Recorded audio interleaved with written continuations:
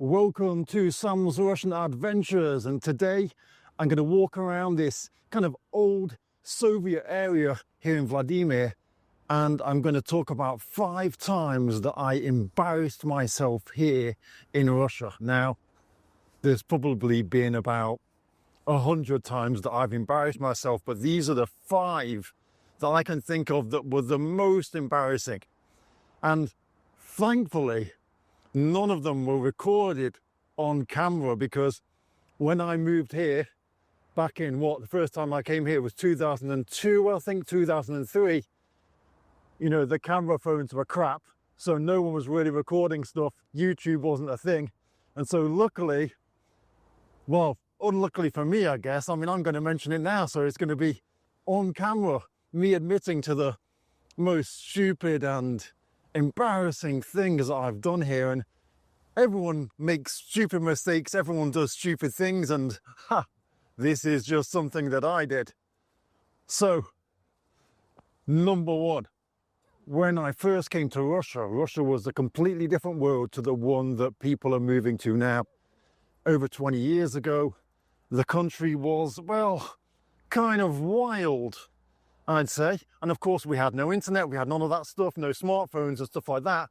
And so knowing Russian was a vital thing. You had to know Russian to survive. And so that was one of the reasons that I ended up kind of learning a bit, because otherwise I just literally wouldn't have known to get by. There was one supermarket in this town where I'm living, literally one supermarket. And every other supermarket you went to, all the goods, all the products in the supermarket were behind the counter. And so every time you wanted to buy something, you had this dreaded process of having to queue up, and then you'd slowly start getting towards the front of the queue, and you'd at home have read a book and learned exactly how you're going to say the things you're going to say, and you start getting in the queue and there's loads of people behind you and people are impatient, and the lady that's working the shop is in a bad mood, and you start getting nearer to the counter, and at that moment everything just goes out your mind completely, and you become unable to speak, unable to say the things you need to say. And if you're new to Russia, you're probably going to have this situation occur.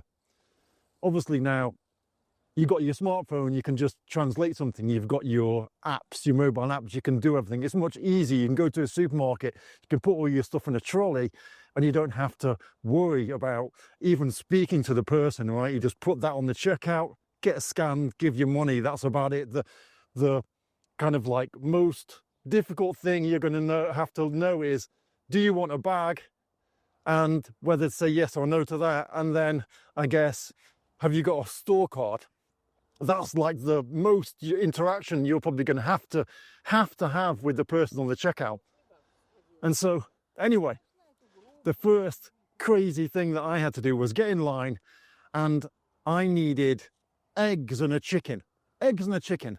So I get to the front of the queue and I'm like, oh my word, how do I do this? So I started saying that I want eggs, and the person had no idea what I was talking about, and the people behind me were kind of like rude and, you know, impatient. And so I obviously, to show a chicken, I obviously flap my arms like this, just flap my arms, and that was a chicken.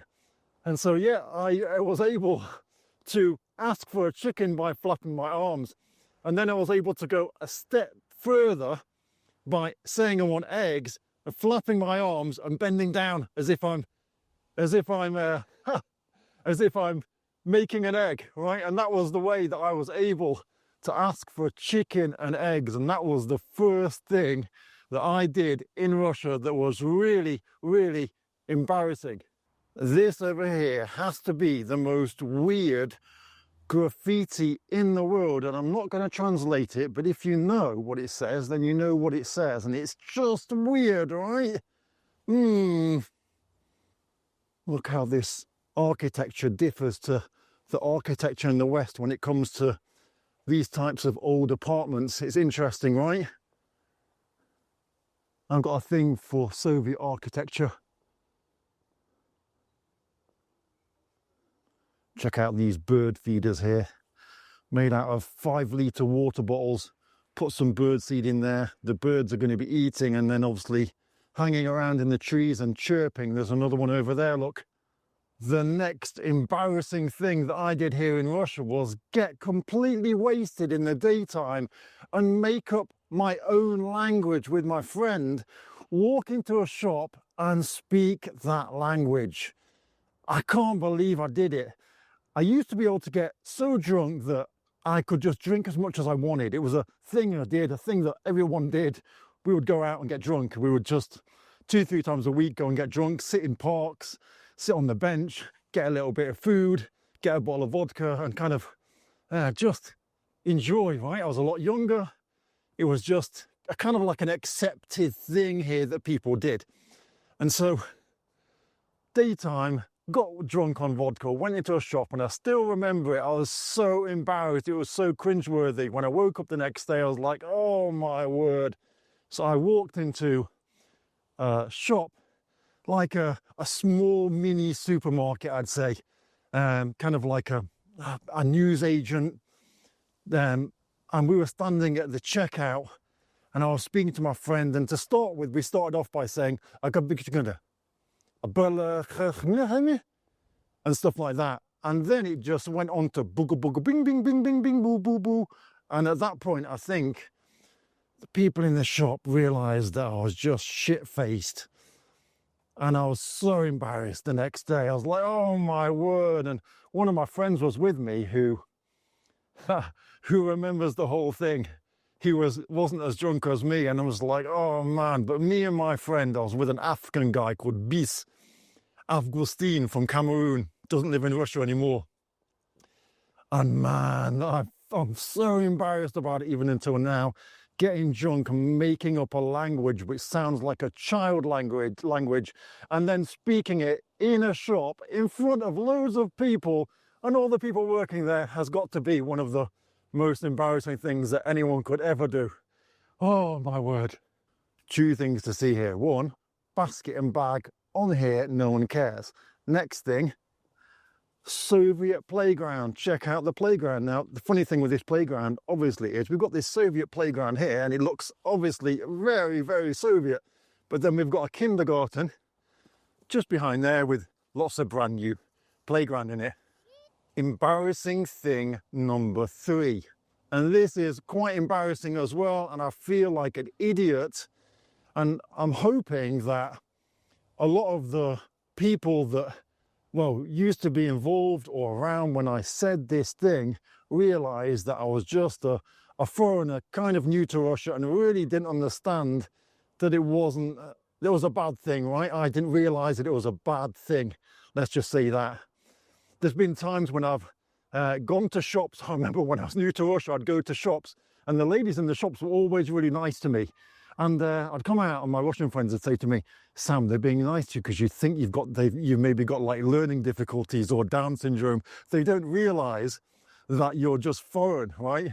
And so my Russian was that bad that they would just think I had learning difficulties. And that's quite funny, but that isn't the embarrassing thing. The embarrassing thing is that when you come here, you start to learn a few little words, right?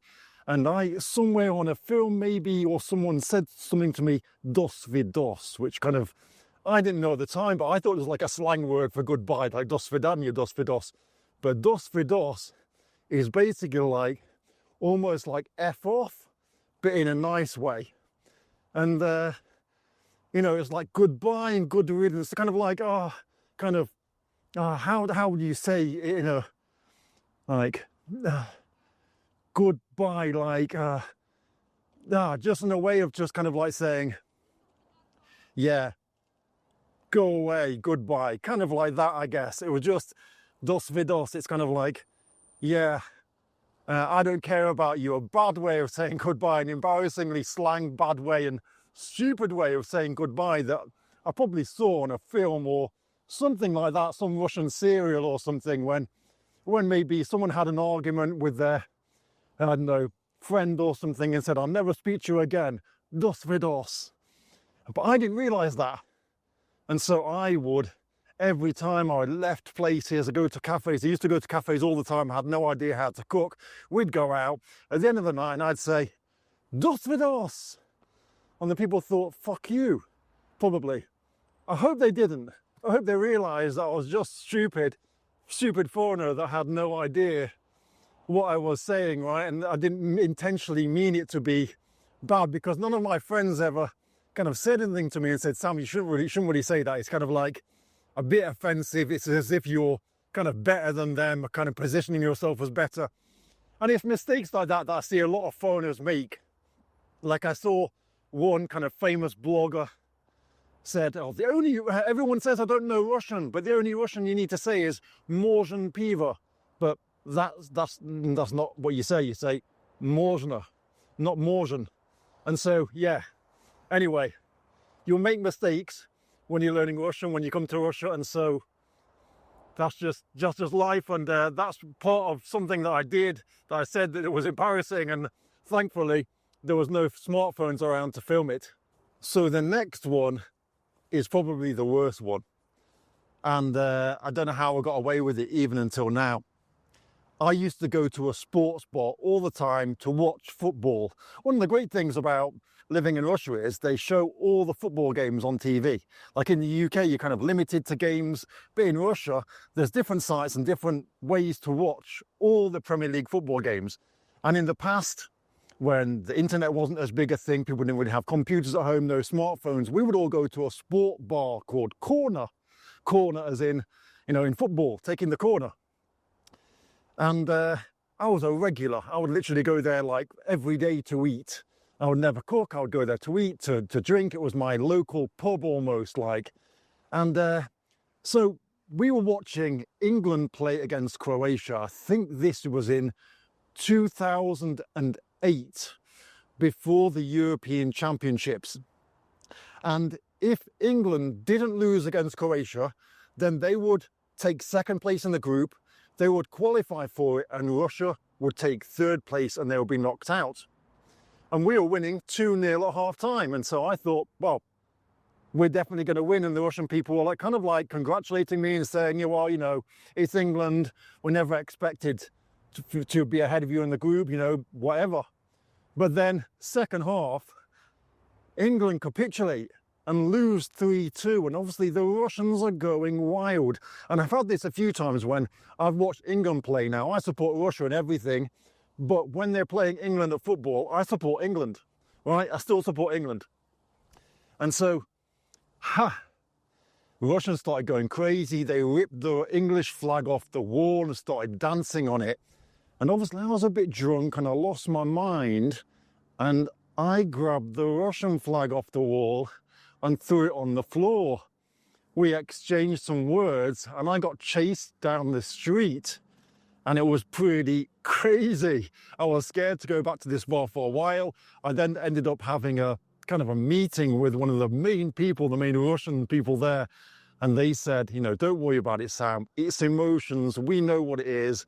We know it's just the height of the moment thing. We know you've been coming to this bar for a couple of years now, and we know that you don't mean anything.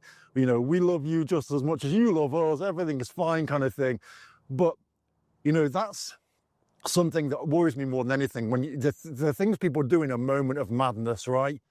A lot of people end up going to prison for murder, don't they? When they catch their wife cheating with their best friend and they just lose it, right? It's not like premeditated. It's not like I don't love Russia and the Russian flag. And yeah, but that was a moment of madness, seeing, because at that point, you've got to remember as well, when you've been in Russia just for a couple of years, right? You're, in fact, probably 3, maybe 4 years, but I'll be traveling back and forth and stuff. But at that point in your mind, you're still more English than you are more Russian, right? I know there's people that come here now and they're straight away Russia, I hate the US or wherever I've come from and I'm all Russia. But if you take social media away and they're not able to say all that stuff, right, to kind of gain their audience or whatever it is they're trying to do, then at the end of the day, they'll just be a foreigner in Russia, right? Without smartphones, without any of these things. And so, anyway, that was a crazy, crazy situation to be in. But I think the final one is even worse than that. So embarrassing point number 5. I was driving home with one of my friends, a girl who And this time I was a bit of a hooligan. I'd just come to Russia. I had a Lexus GX 300. It had gold badges on it and stuff. It was a GX, what am I saying, RX 300. It was really cool. I really liked it. It was old, but it was cool. I thought I was cool. You know, it was a different time in Russia, completely different time in Russia, completely different time. I was young, having fun, going out, meeting people. And I met this girl who I thought was really cool. We were good mates. We went out a couple of times, not boyfriend and girlfriend, but I think it was different back in the day. And this girl was kind of into me. So anyway, I took her home in my car and we picked up one of her friends. And I thought, wow, her friend is really nice, really, really pretty. I was like, wow, she is really, wow, I'd like to get to know her. Anyway, we took her friend home first, and then I took her home. And the girl I was with, she answered the phone and spoke to this friend of hers. And she had a massive argument. Obviously, I had no idea what was going on. My Russian wasn't good. And she put the phone down and she said to me in English, I can't believe it. My best friend wanted you to go meet her. Can you imagine? I'm so offended. And inside I was thinking, oh, that's great, because I want to meet your best friend as well. But how do I do this, right? How do I go about meeting your best friend? I don't want to offend you. It's not, you know, I'm in an awkward situation. What do I do here, right? So I was driving home and I thought, right, I remember where her friend lives, right? So what I'm going to do is I'm going to pretend that she left her bag in the car. So I called the girl that I knew, that I took home, and I said to her, your friend's left her bag in the car. She said, oh, don't worry, bring the bag to me. I'm like, oh, no, don't worry. I'm near her house. Let me just bring the bag round to her. And she's like, okay, cool. I'll call her and tell her to come out.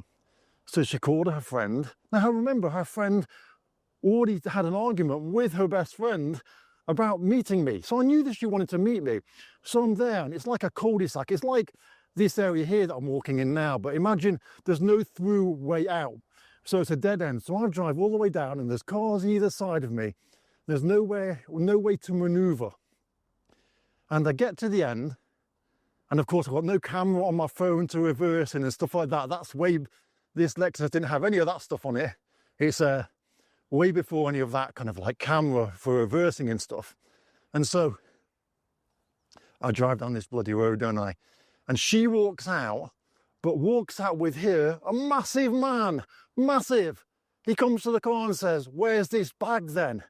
And at that point, I realized that, whoa, that's her boyfriend, right? So even though she said she wanted to meet me, she did actually have a boyfriend as well. And the boyfriend approached the car, said, where's the bag then? Where's this mysterious bag? And I'm like, oh my word. Because obviously the bag doesn't exist.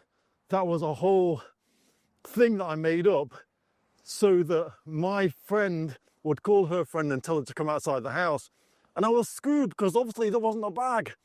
And this girl was standing there with this guy, massive guy, and I was like, oh my word, what do I do? How do I get out of this situation? So I just slammed the car in reverse, went back as quick as I could, but obviously there's cars parked either side.